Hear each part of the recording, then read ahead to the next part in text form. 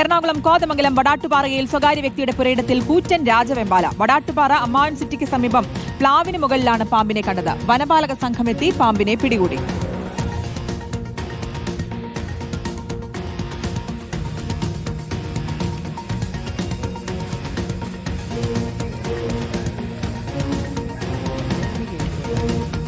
അർജുൻ മട്ടന്നൂരിന്റെ വിശദാംശങ്ങൾ നൽകാൻ. അർജുൻ, എപ്പോഴാണ് രാജവെമ്പാലയെ കണ്ടതും പിടികൂടിയതും?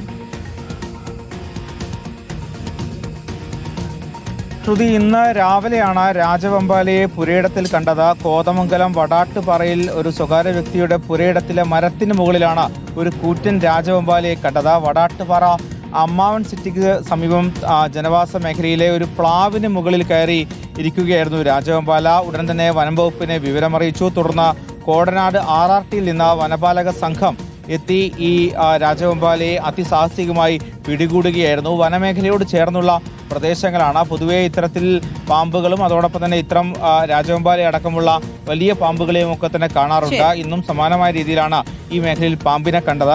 ഈ മേഖലയിൽ പാമ്പിന്റെ ശല്യം രൂക്ഷമാണെന്നും ജനങ്ങൾ അതീവ ജാഗ്രത പാലിക്കണമെന്നും കുട്ടമ്പുഴ ഗ്രാമപഞ്ചായത്ത് പ്രസിഡന്റ് പറയുകയും ചെയ്തു. ശരി, വനപാലക സംഘം എത്തി എന്തായാലും രാജവെമ്പാലയെ പിടികൂടി. വിശദാംശങ്ങളാണ് അർജുൻ മട്ടന്നൂർ നൽകിയത്.